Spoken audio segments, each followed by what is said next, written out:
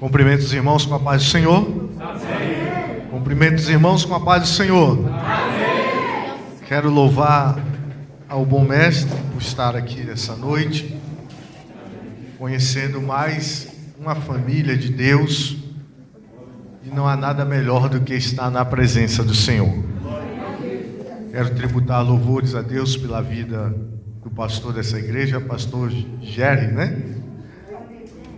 O pastor, a sua família, a sua esposa, que ainda não conheço, mas fica aqui a minha gratidão pela sua vida e por todo esse ministério. Também quero tributar louvores pela vida do evangelista Wellington, que formulou esse convite para que pudesse estar aqui nessa noite, e que Deus seja louvado mais e mais através da sua vida. Pastor Diego dispensa comentários, sua família, somos amigos aí de um bom tempo, né? E Deus tem preparado coisas grandes para nós. Como já foi apresentado, está ali a minha esposa e também está a minha pequenina filha, Giovana. Foi passar a linha? Eu ia dizer assim: se você não der glória, a Giovana ia dar glória por você, porque ela é a mais pentecostal aqui hoje. Eu congrego ali, irmãos, na Charneca da Caparica, na Assembleia de Deus Missão aos Povos. Meu pastor é o pastor Anderson Souza, e eu trago saudações da igreja da Charneca para todos os irmãos aqui nessa noite. Hoje vai ser vigília lá, então assim que terminar aqui, nós estaremos indo para a vigília, também dar continuidade à ministração da palavra de Deus. Então eu vou começar devagarzinho, para não gastar toda a botija de azeite. Você está entendendo isso? E deixar um pouco para a vigília, que eu sei que eles vão estar esperando chegar lá. Já chego ministrando também a segunda etapa. Pega a sua Bíblia, abra comigo no livro de Marcos, capítulo 6, versículo 30. Marcos, capítulo 6, versículo 30. Se é hábito da igreja, do anjo desta igreja, na leitura da palavra, vocês ficarem de pé, vocês ficam de pé. Se for costume ficarem sentados, vocês seguem a orientação do vosso pastor. Amém? Quem encontrou? Marcos capítulo 6, versículo 30 diz amém? Amém. E os apóstolos se ajuntaram-se a Jesus e contaram-lhe tudo, tanto o que tinham feito como o que tinham ensinado. E ele disse-lhes: vinde-vos aqui à parte a um lugar deserto e repousai um pouco, porque havia muitos que iam e vinham e não tinham tempo para comer. E foram sós num barco para um lugar deserto, e a multidão viu-os partir, e muitos o conheceram e correram para lá a pé de todas as cidades, e ali chegaram primeiro do que eles. E aproximando-se dele, e Jesus saindo, viu uma grande multidão e teve compaixão deles, porque eram como ovelhas que não têm pastor, e começou a ensinar-lhes muitas coisas. E como o dia fosse já muito adiantado, os seus discípulos se aproximaram dele e lhe disseram: o lugar é deserto e o dia já é muito adiantado. Despede-o para que vão aos lugares e aldeias circunvizinhas e comprem pão para si, porque não tem que comer. Ele, porém, respondendo, lhes disse: dai-lhe-vos de comer. E eles disseram-lhe: iremos nós e compraremos 200 dinheiros de pão para lhes darmos de comer? E ele disse-lhes: quanto pães tendes? E de ver. E sabendo eles disseram: 5 pães e 2 peixes. E ordenou-lhes que fizesse assentar todos em ranchos sobre a erva verde, e assentaram-se repartidos de 100 em 100, de 50 em 50, e tornando eles os 5 pães e os 2 peixes, levantou os olhos aos céus, abençoou, partiu os pães e deu-lhes aos seus discípulos, para que o pusesse diante deles. E repartiu os 2 peixes por todos.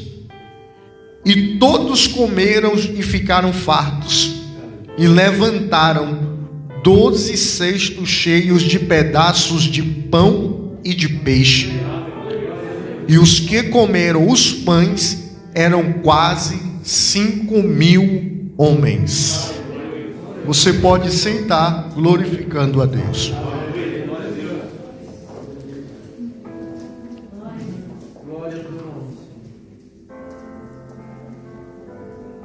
Culto dos homens, hein? Culto dos homens, hein? Mas as mulheres sempre ganham nesse culto, por quê, né? Quer ver uma coisa? Só as mulheres dizem aleluia. Olha, eu acho que a gente vai ganhar. Só os homens dizem glória a Deus. Os homens vieram animados, irmãs. Os homens vieram animados. Preste atenção no que eu vou te dizer, varão. Não podemos, como homens, transferir a nossa responsabilidade para as nossas esposas. Haja visto que o sistema que vivemos nos obriga a trabalhar demais. E em partes da igreja ficou uma grande responsabilidade para a mulher dela levar uma vida de oração. Só que a coluna da casa é o homem. E essa coluna só fica de pé se houver oração. Deus não quer só o teu trabalho. Deus quer também a tua vida de oração. É muito comum na igreja, né? Congresso de irmãs, círculo de oração, está as irmãs em força total, presente, porque elas são assim, são dinâmicas. A mulher fala no telefone, dá comida ao filho, ouve o que está passando no telejornal e ainda consegue resolver algum problema. O homem faz tudo por etapa. Então esse dinamismo da mulher, nesse sistema globalizado que vivemos, é que o homem tem que trabalhar demais. Ficou uma grande responsabilidade para elas, que essa responsabilidade tem que ser dividida. Eu falo isso porque, como ministro da palavra de Deus, também tem uma esposa que ministra a palavra de Deus. Então, se os dois não estiverem em oração, só um será ministro da palavra, só um exercerá o ministério. E eu acredito que a proposta desse culto nessa noite é gerar uma unidade e fortalecimento de quê? De que o homem também assuma o seu posicionamento dentro do lar e diga: eu estou contigo, minha esposa. Quem está comigo nessa palavra? Amém? O texto que acabamos de ler, a história vai iniciar dizendo que Jesus lança uma proposta aos seus discípulos de ir para um lugar deserto, apartado, para que eles pudessem repousar. O porquê disso? Porque os seus discípulos haviam terminado de vir de uma grande cruzada de milagres. Jesus passou a senha para eles.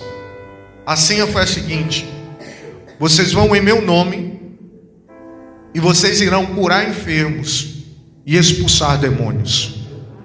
Vocês vão sair de 2 em 2 nas aldeias e vocês vão bater de portas em portas.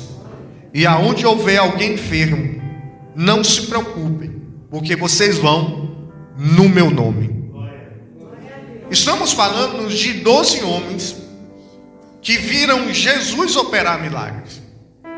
E uma coisa é você assistir, outra coisa é você ter que fazer.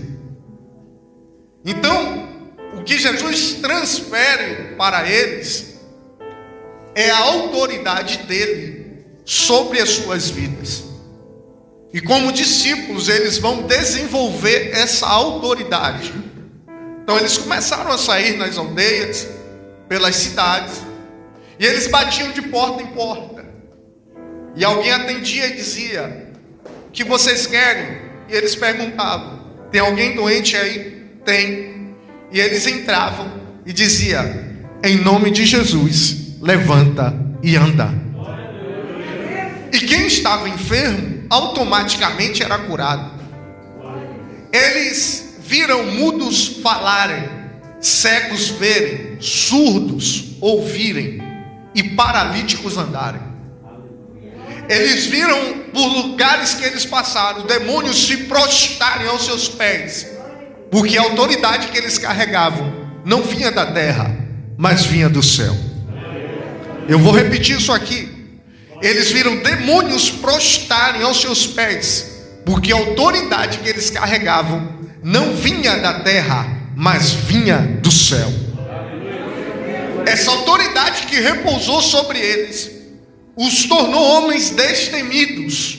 Para quê? Para provocarem milagres. Sabe que você entrar na igreja e não sentir medo?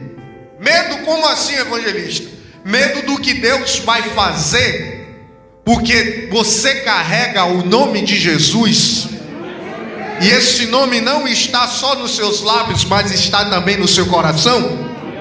Será que tem alguém entendendo o que eu estou falando? Sabe o que é você entrar no culto, mas disposto a ver milagre, disposto a ver o avivamento, disposto a ver o poder de Deus? Era desse jeito que os discípulos estavam. Eles não perdiam tempo, eles não titubeavam, eles não pensavam duas vezes. Eles sabiam que eles carregavam um nome maior do que todos os outros nomes.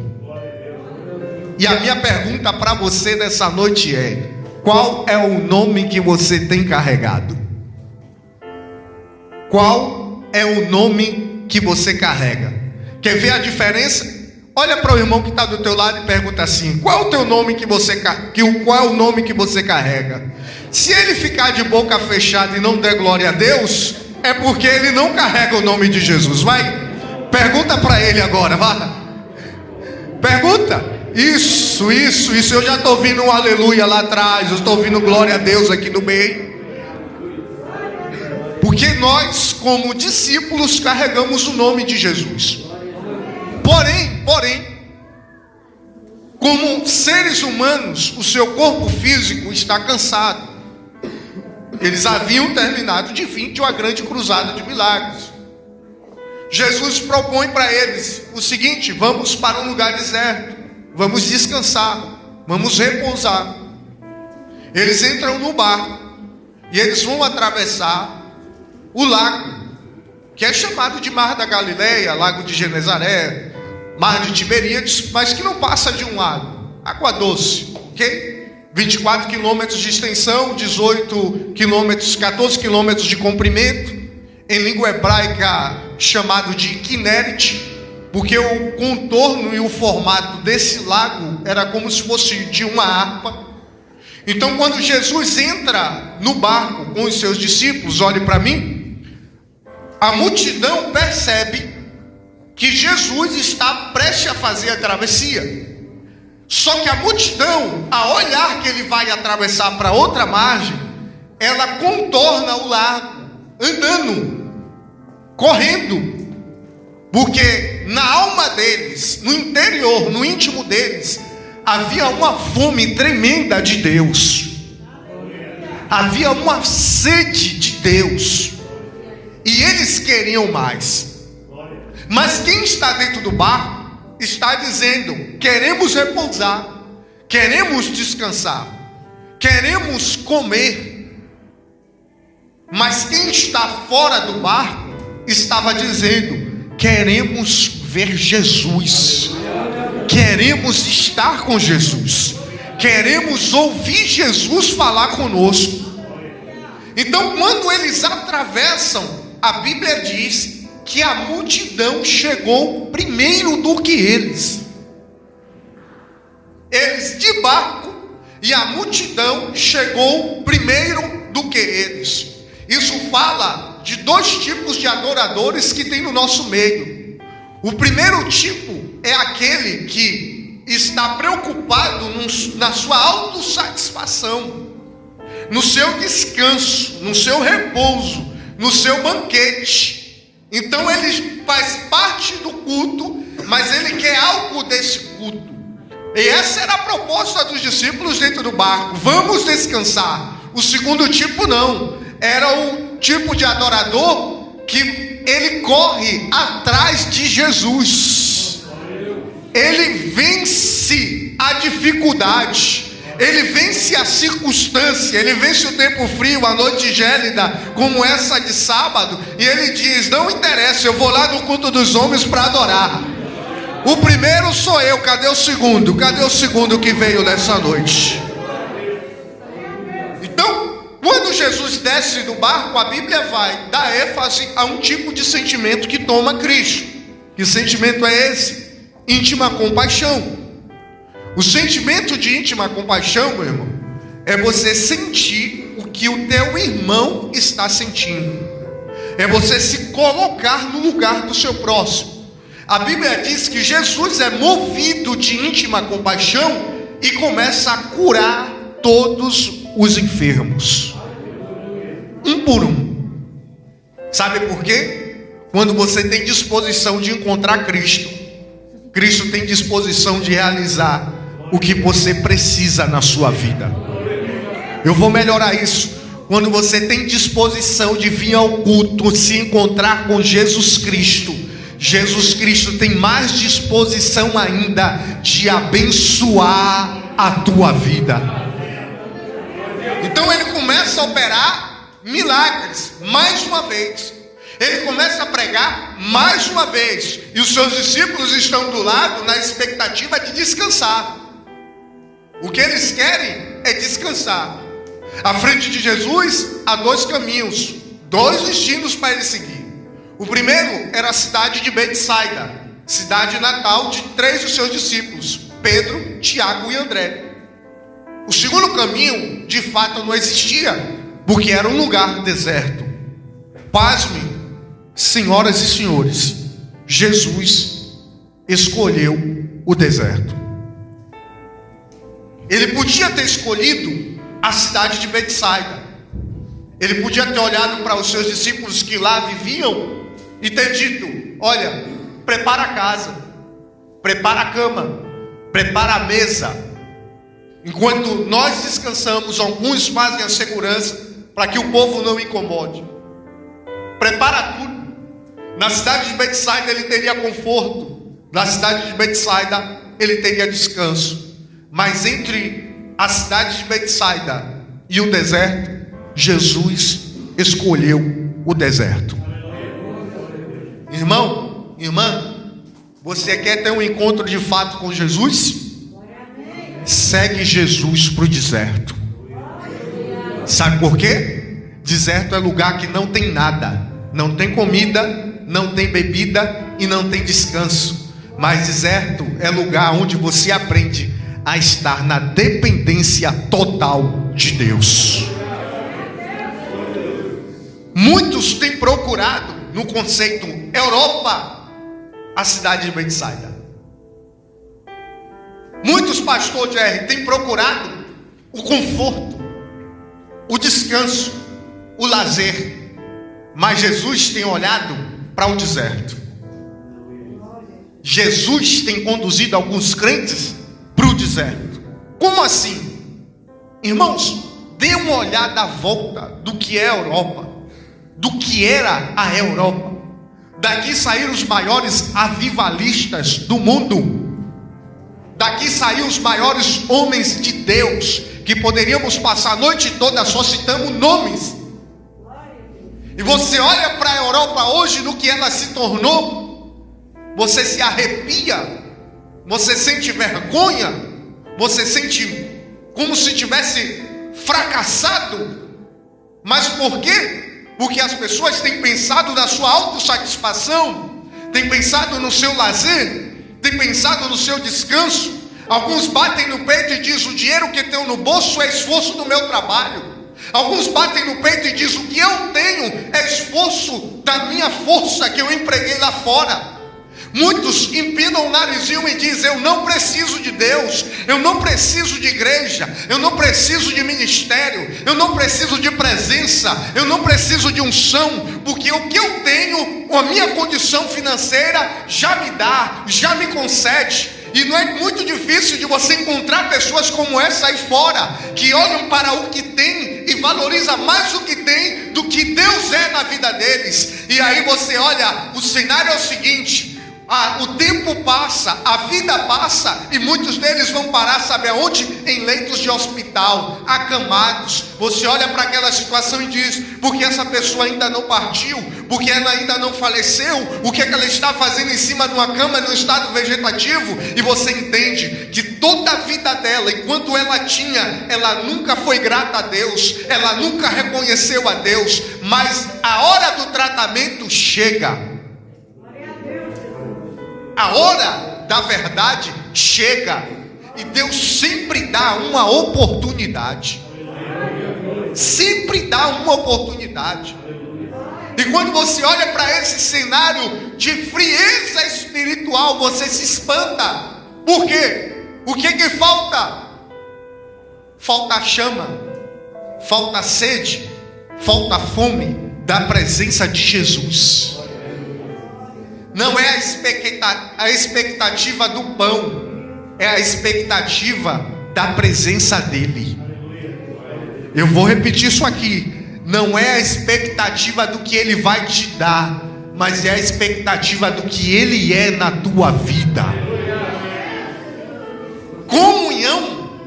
Comunhão não é uma busca por interesse. Se eu procurar o evangelista Wellington e como amigo, todas as vezes que eu procurá-lo, eu disser: eu preciso de um dinheiro, eu preciso de uma ajuda, eu preciso de um socorro, eu preciso de um auxílio, vai chegar um tempo que ele vai dizer: amor, não atende o evangelista Anderson. Se ele tocar na minha porta, não atende o evangelista Anderson. Mas por quê? Porque ele só me procura por interesse. Comunhão, sabe o que é? Presença. Eu não quero mais nada, eu só quero estar perto. Eu não quero te procurar pelo que você pode me oferecer. Eu quero te procurar por quem você é, por quem você representa para mim. Você está entendendo isso? Era essa a expectativa da multidão. A multidão contornou um lago de 14 quilômetros só para estar perto de Jesus. Há um porquê que Jesus também não entra na cidade de Betsaida. Eu vou te dar essa chave. A cidade de Betsaida, lá habitava um dos povos mais incrédulos. E não se esqueça que Jesus diz: ai de ti, Corazim, e ai de ti, Betsaida. Nem em Sodoma e Gomorra acontecia algo tão grave como há de acontecer aqui. Sabe por que Jesus falou isso? Porque o povo mais incrédulo que ele encontrou foi na cidade de Betsaida. E aonde há incredulidade, Jesus não entra. Aonde há incredulidade, Jesus não opera milagre. Então ele olha para a cidade, que tem todo o conforto que ele poderia desfrutar, olha para o deserto e diz: me sigam, vamos para o deserto. Ele colocou toda a multidão à prova, ele colocou todos os seus discípulos à prova, e eles vão caminhando. Estamos falando de cerca de 15 mil pessoas aproximadamente. O texto fala 5 mil homens, porque os escribas não contabilizavam nem mulheres nem crianças. Mas aproximadamente estamos falando de 15 mil pessoas seguindo Jesus para o deserto. Será que você consegue imaginar isso? 15 mil pessoas seguindo Jesus. E agora ele vai preparar para falar com elas. E para falar com toda aquela multidão, ele precisava estar em um lugar elevado como esse que eu estou. Por quê? Porque ele precisava buscar a posição do vento, para que o vento transmitisse o som da sua voz. Como naquele tempo não havia essa aparelhagem, não havia microfone, não havia alto-falante, Jesus tinha que buscar a posição do vento. Então quando ele sobe no lugar elevado, as pessoas olham e vê aquele homem vestido de branco. E quando ele vai buscar a posição do vento, não foi ele que buscou a posição do vento, não foi ele que teve que se ajustar ao vento, mas foi o vento que teve que se ajustar a ele. Você não entendeu? Jesus é aquele que coloca tudo no lugar, é aquele que ajusta tudo na nossa vida. E não é a circunstância que está à volta que dita o que Jesus vai fazer, é Ele que diz que vai fazer. Ele sobe no lugar elevado e ele vai pregar a mensagem que ele pregou a vida inteira: arrependei-vos, porque é chegado o reino de Deus. Arrependei-vos, porque é chegado o reino de Deus. Arrependei-vos, porque é chegado o reino de Deus. Arrependei-vos, que é chegado o reino de Deus. Por que arrependei-vos? Porque o que eles entendiam de reino era limitado. O que eles entendiam de reino era o que o governo romano tinha imposto sobre eles, um jugo. Mas dentre todos os reinos, o único que se estabelece é o reino de Roma. Porque a mentalidade de reino da época era a seguinte: vamos entrar e destruir tudo. Então ninguém nunca governava nada, porque eles entravam, matavam, destruíam plantações e não estabelecia nada. O Império Romano se tornou o maior império, porque eles entenderam uma coisa: vamos entrar e não vamos destruir, vamos escravizar.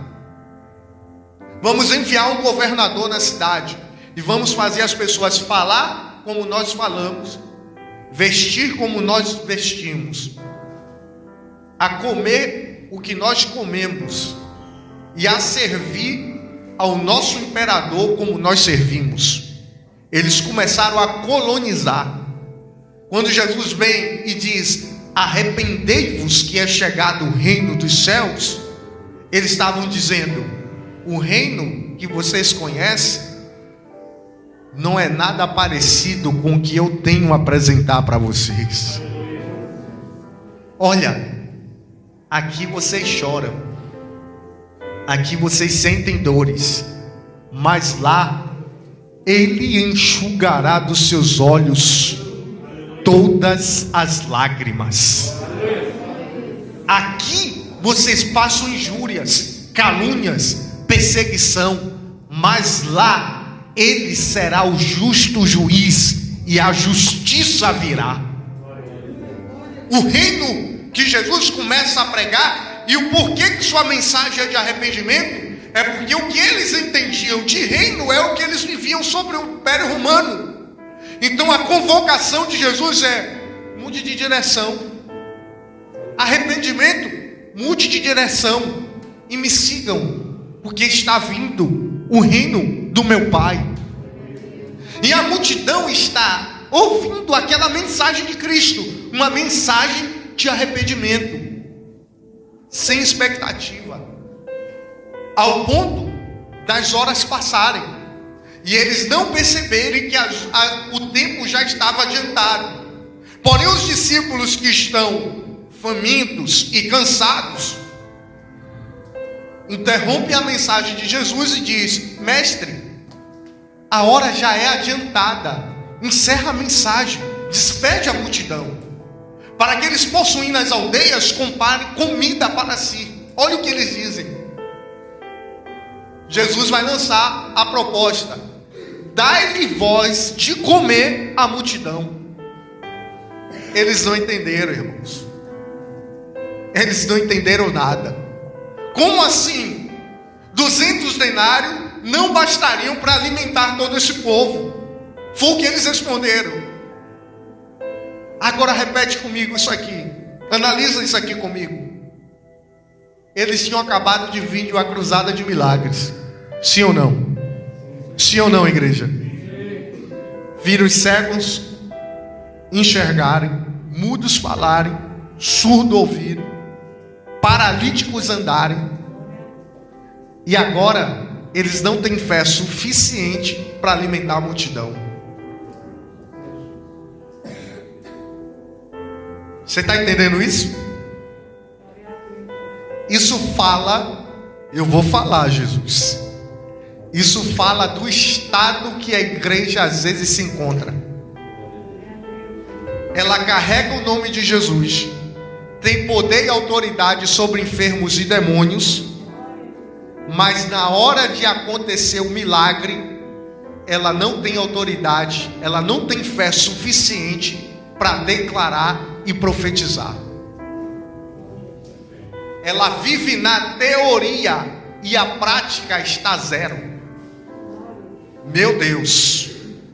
Ela vive na expectativa de que o pastor, o obreiro, o evangelista produza o milagre, mas ela não se posiciona para produzir o milagre. Ela vive na acomodação de que sempre alguém vai fazer por ela, sempre alguém vai orar por ela, sempre alguém vai realizar no lugar dela, mas na hora dela desenvolver, ela não desenvolve. Irmãos, eu vim para falar o que Deus colocou no meu coração, porque Deus te trouxe hoje aqui para te elevar para um outro nível. E você só vai subir esse outro nível se você receber o que vem de Deus para você.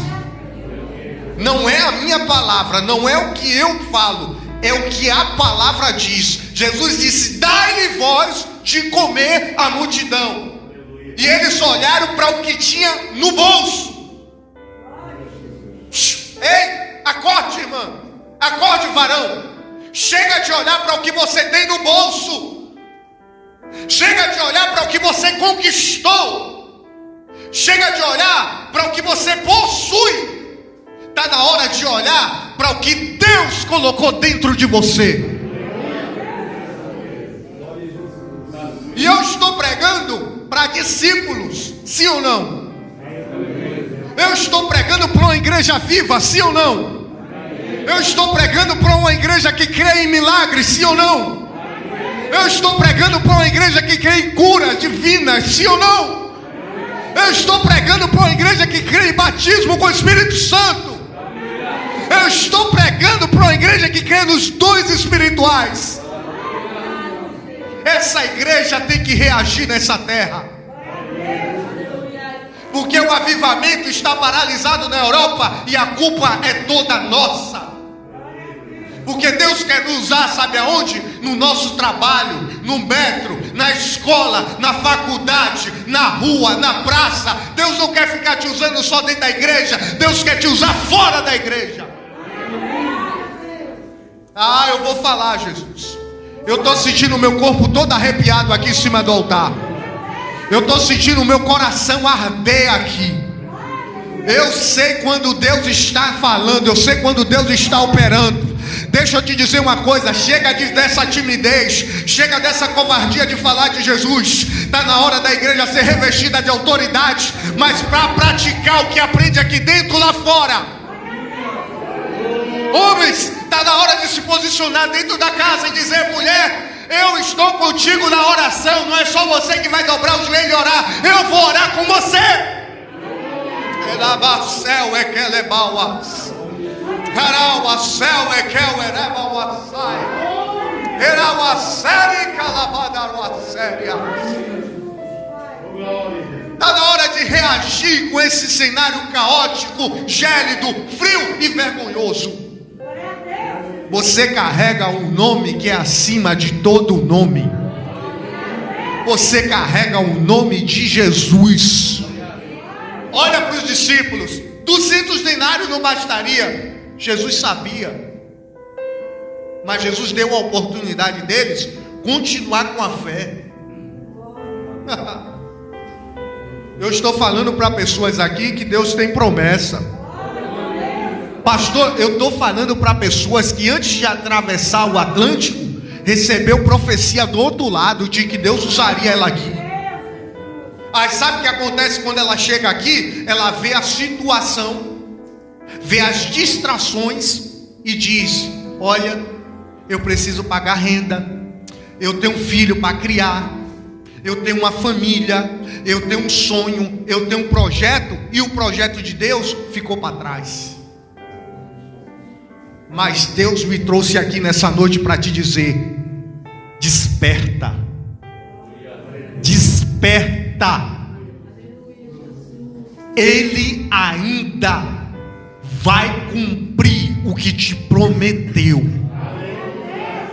Desperta, porque a profecia, oh meu Deus, porque a profecia não acabou, a profecia não concluiu. Irmãos, eu estou olhando aqui, eu estou vendo de olhos abertos. Anal a céu é quelebauas. Eu estou vendo como se fossem placas.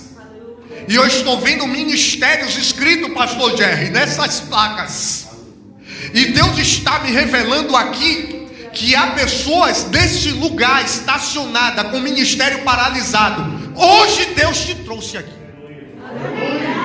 Hoje Jeová te pegou para te dizer: levanta, levanta, ergue-te, porque eu vou concluir o que eu te prometi. Chega de olhar para o que você conquistou, o que você vai conquistar. Está na hora de você deixar Deus te usar. Está na hora de você ser profeta de Deus dessa terra. Está na hora de você ser boca de Deus dessa terra. Quem está comigo nesta palavra, joga sua mão para cima e adora Ele, adora Ele.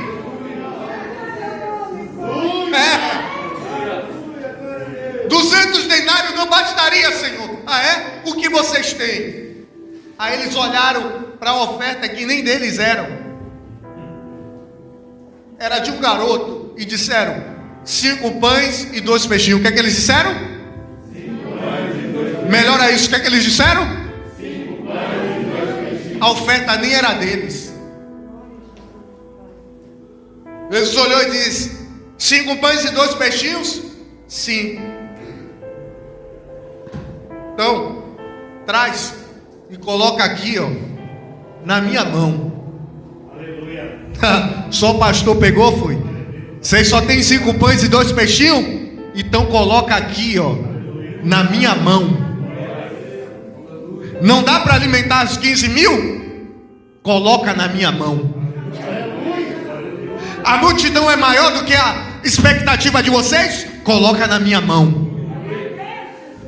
Está acreditando só naquilo que vocês possuem? Então coloca na minha mão. Ele segura o cesto. E presta atenção no detalhe. Jesus olha e diz: agora vocês vão e vão organizar a multidão. O que, Senhor?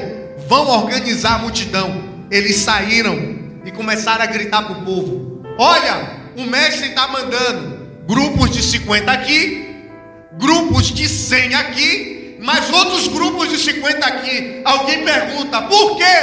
Porque o mestre está mandando vocês se organizarem. Como assim? Porque Ele é Deus, e Deus não trabalha em nada desorganizado. Então organiza primeiro. E eles começaram a se sentar sobre a relva, em grupos de 50, em grupos de 100. E Jesus está aqui, ó, um cesto na mão. Enquanto eles não colocaram a multidão assentada, Ele não fez nada. Porque quem tem pressa nas coisas é eu e você. Jesus não. Jesus sabe operar na hora certa. E às vezes você está numa corrida louca, numa corrida sem rumo, porque você não entendeu isso. Deus está esperando você primeiro colocar a sua casa em ordem, para depois Ele fazer. Aí quando você ajustar as coisas aí, o milagre sai daqui. Você pegou isso aí? Olha o cesto da mão de Jesus. Ele esperou. Eu não estou falando de 1000, eu não estou falando de 2000, eu estou falando de 15 mil pessoas. Eles vieram, se eles estavam cansados, eles voltaram 2 vezes mais. Ofegantes, suando, cansados de gritar para aquela multidão: senta, organiza. Senta, organiza. E as pessoas perguntaram o que foi, e eles disseram: Jesus está mandando, Jesus está mandando, Jesus está mandando, é Jesus que está mandando, é Jesus que está mandando, é Jesus o tempo inteiro. E Jesus aqui, ó. E o povo sentando, sem entender o que vai acontecer, porque na mão dele só tem um cesto. No chão, pastor Jerry, 12 cestos. Na mão dele, um cesto. No chão, 12 cestos. Quando eles se posicionaram, que a multidão estava organizada, ele diz: já está todo mundo sentadinho? Tá, Senhor, agora é comigo. Pai, graças eu te dou. Não, você não entendeu, você não entendeu. Pai, graças eu te dou. São apenas 5 pães e 2 peixinhos, mas graças eu te dou. Levanta a sua mão direita assim, levanta. Você quer receber uma revelação de Deus agora? Às vezes aquilo que está na sua mão e na tua posse não é o suficiente para aquilo que você quer. Mas quando você aprender a dar graças, a ser grato para o que Ele colocou na tua mão, as coisas vão multiplicar. Pegou? Segura essa palavra. Eu tô devagarzinho, irmão. Tô devagarzinho, sem pressa. Eu sei o que Deus vai fazer aqui. Fica tranquilo. Segura essa palavra. Porque foi exatamente isso que aconteceu. De um cesto de 5 pães e 2 peixes, ele vai repartir pedaços e colocar nos 12 cestos. Quantos cestos, igreja? Quantos? 12 cestos. Quando ele distribuiu, os discípulos pegaram o cesto e direcionaram para a multidão. Eu queria estar lá para ver a cara de aflição deles. Eu queria estar lá. Porque o milagre, quando Jesus jogou o pãozinho, o cesto não encheu não, irmão. Não foi assim, como você está imaginando, que Jesus jogou um pãozinho e o cesto... Não, não. Eles pegaram o cesto, oh meu Deus, pastor, ó, com licença, e vieram, primeira pessoa, pastor Diego. Tem pão e tem peixe. Ele está com um cesto de pão e o discípulo está olhando para o cesto, ele está vendo um pedaço de pão. E ele sabe como é o nome do varão? Ele sabe que o Rafael tem que comer, é a segunda pessoa, mas só tem um pedaço no cesto. Então ele dá para o Diego tranquilamente. O Diego mete a mão no cesto e tira o pão. Mas quando ele chega no Rafael, ele já vira a cara. Porque é o tudo e nada. Você está entendendo isso? Mas quando o Rafael colocou a mão no cesto, saiu o pão. Não, você não pegou. Quando o Rafael colocou a mão no cesto, saiu o pão. Quando a terceira pessoa colocou a mão no cesto, saiu o pão. Quando a quarta colocou, saiu o pão. A quinta saiu o pão. A 10ª saiu o pão. E começou a multiplicar. Porque é assim que Deus opera. Ele não faz quando a gente espera, Ele faz na hora que tem que fazer. Agora pega o segredo. Olha a hierarquia.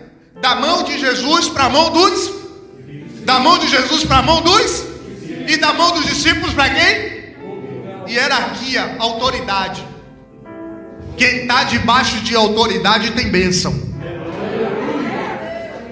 Pegou isso aqui? Quem está debaixo de autoridade tem bênção. Quem libera a bênção na igreja é o pastor da igreja, não é o pregador.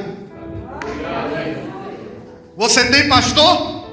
Então tem bênção na tua vida, porque quem Deus colocou sobre a tua vida foi o teu pastor. E você está fazendo o que hoje aqui? Eu estou cultuando com você. E hoje foi me dada a honra de trazer a palavra. Eu sou um dos discípulos. Que Jesus deu pão. Você está pegando esse mistério? E está vindo com fé para dizer: tem pão para você hoje. Tem pão para você hoje. Quem crê nessa palavra? Tem pão para você hoje. Aleluia. E eles foram passando e passando. E um milagre acontecendo. Sobejou 12 cestos cheios. Só o evangelista Wellington ficou feliz, é? Sobejou 12 cestos cheios. Mas a oferta não era deles. Eu não sei porque Deus está esses dias só me falando disso. Glória a Jesus. A oferta era do menino.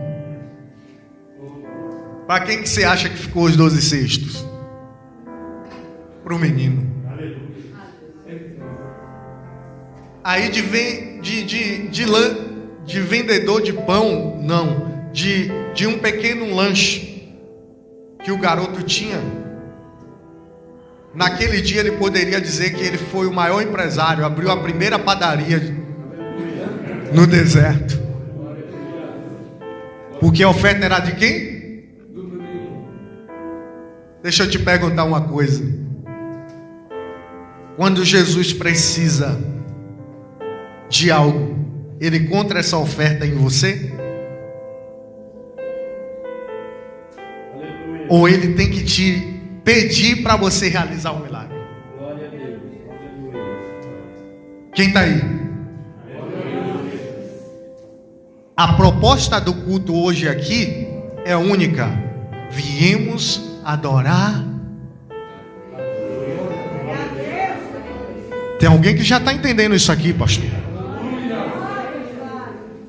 A oferta que ele está esperando desse culto não está aqui.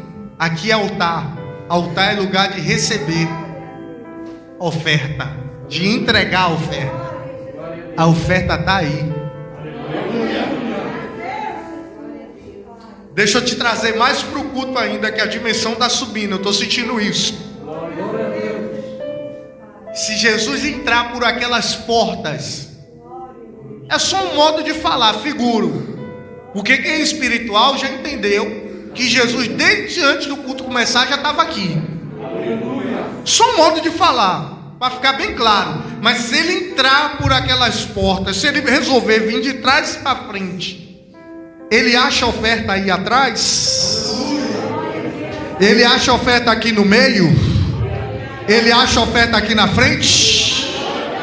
É isso que ele quer. Você está entendendo isso? Alguém tem que produzir um milagre. Para o milagre acontecer, alguém tem que estar disposto a ofertar. Meu Deus. Para o milagre acontecer, alguém tem que estar disposto a entrar no meio do culto e dizer: hoje a minha história muda.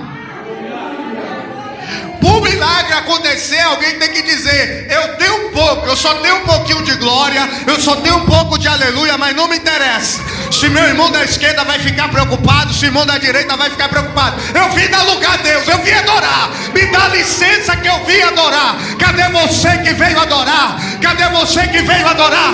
Cadê você? Então enche essa casa de glória. Enche essa casa de glória agora, vai. Enche essa casa de glória, enche essa casa de glória. Entrega a tua oferta, porque é para Ele.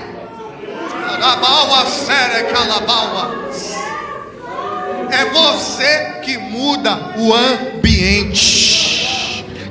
A igreja que me ouve, as duas mãos para o alto, vai. Deixa eu te dizer uma coisa. Você é discípulo. Você é discípulo. A autoridade está aí dentro de você. Não é por mérito, é por graça. Recebemos pela graça o nome de Jesus, o nome que está acima de todo nome. Irmãos, eu estou cansado de ver pessoas que não sabem usar autoridade. A autoridade é delegada. Você já ouviu quando o policial de trânsito só levanta a mão e você tem que parar o carro? Isso é autoridade, você tem que delegar. Entramos agora numa atmosfera espiritual. Há anjos e demônios nessa atmosfera. Mas a Bíblia diz que há anjos ao redor, acampado ao lado daqueles que temem ao Senhor. Esta igreja está circundada por anjos. Era mal a série que levadará. Era pra cá labadará balacau a xéria. Sabe o que é que você vai fazer agora? Você vai usar a tua autoridade. A tua autoridade. Como assim, evangelista? Diga em nome de Jesus. Não fala com autoridade, diga em nome de Jesus.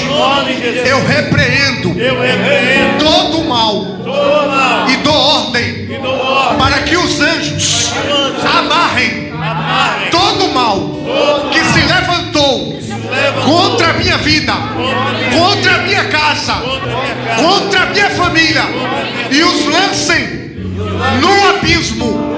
Agora,